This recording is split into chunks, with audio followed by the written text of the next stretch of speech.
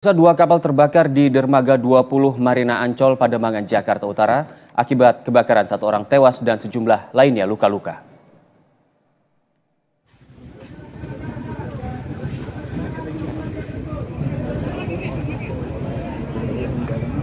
Kebakaran terjadi saat salah satu kapal tengah dalam proses pengisian bahan bakar.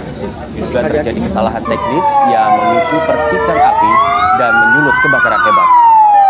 Akibat kebakaran ini, satu orang tewas dan setidaknya 5 orang luka-luka.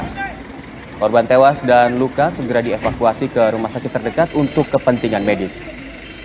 Besarnya kobaran api bahkan merambat mengakibatkan satu kapal lainnya ikut terbakar.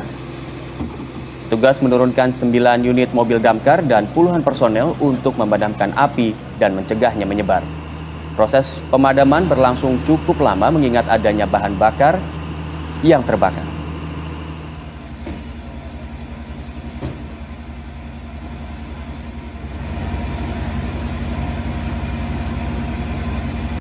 Itu diduga ada arus pendek saat pengisian BBM tersebut sehingga terjadi perambatan ke kapal seperti itu. Untuk proses evakuasi, kita lakukan evakuasi untuk korban terutama yang meninggal dunia.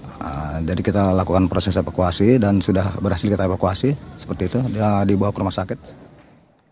Dan untuk mengetahui kondisi terkini kebakaran yang melanda kapal di Marina Ancol, Jakarta Utara, kita sudah terhubung dengan jurnalis Berita 1, Teguh Prasetyo dan Ade Suherman.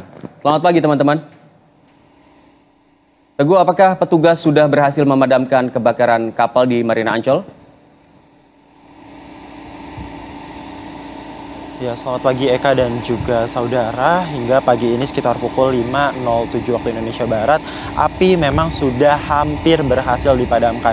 Mungkin dari persentase yang harusnya 100%, ini tinggal 1% api di belakang saya yang masih ada atau masih berkobar. Memang bumbungan asap hitam masih membumbung tinggi karena ini gelap, Eka dan juga pemirsa Berita 1, jadi cukup tidak terlihat bumbungan asap hitamnya. Kemudian juga Eka, memang api pantauan kami sejak pukul 12 malam tadi, ini apinya sempat berkobar tadi 1 jam lalu, bahkan beberapa waktu lalu, karena memang banyak sekali kendala yang terjadi. Salah satunya adalah angin yang bertiup di Laut Ancol ini yang mempersulit untuk penjinakan api di kedua kapal yang terbakar semalam.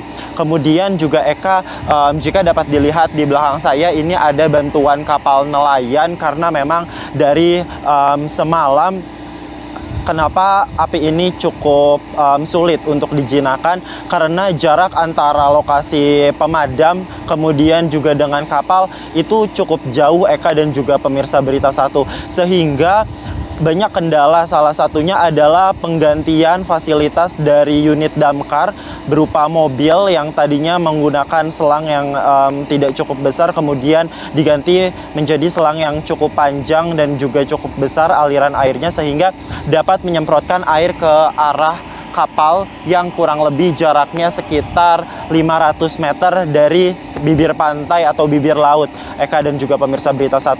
Kemudian gunanya kapal nelayan juga ini di belakang saya itu untuk menarik selang dari unit mobil damkar agar lebih dekat dengan kapalnya sehingga penyemprotan dapat lebih dekat dan juga proses pemadaman bisa lebih cepat karena pemadaman ini cukup lama, Eka dan juga pemirsa Berita 1, mulai dari pukul 22.00 waktu Indonesia Barat hingga saat ini sekitar pukul 5 pagi, Eka.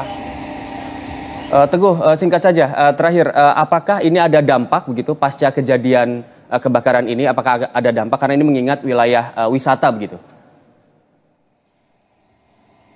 Iya, Eka, yang pertama dampaknya adalah korban meninggal 1, kemudian juga 6 orang luka-luka dilarikan ke rumah sakit. Kemudian karena ini lokasi wisata, Eka, makanya kenapa pemadam kebakaran itu memburu-buru agar api cepat padam karena sebentar lagi Ancol ini dibuka, kemudian juga kobaran asap.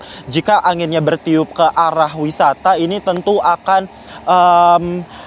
asap akan mengepul di sekitar wisata Ancol. Tapi untungnya, Eka, ini asap menuju arah yang ke arah laut, sehingga memang asap arahnya tidak ke area wisata, sehingga ini cukup aman. Dan sisa 1% api belum berhasil dipadamkan. Seharusnya ketika jam buka atau operasional Ancol seharusnya sudah aman, Eka.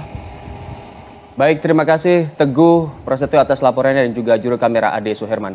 Selamat kembali bertugas.